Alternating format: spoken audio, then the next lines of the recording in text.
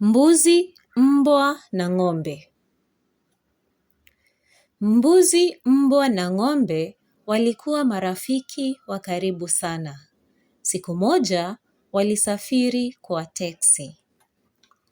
Walipofika mwisho wa safari yao, dereva aliwaomba walipe nauli zao.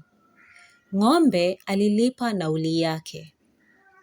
Mbwa alilipa zaidi kidogo kwa sababu hakuwa na pesa taslimu.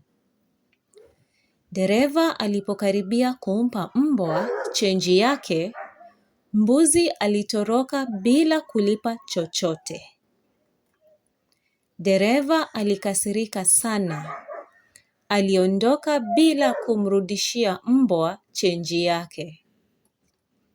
Hiyo ndiyo sababu hadi leo, mbwa hukimbiza magari ili achungulie ndani kuona kama atampata dereva mwenye chenji yake. Mbuzi hukimbia anaposikia mlio wa gari. Anaogopa atakamatwa kwa kutolipa nauli.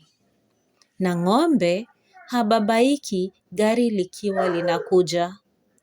Ng'ombe huvuka barabara bila wasiwasi kwa sababu anajua alilipa nauli yake yote. Mwisho wa hadithi.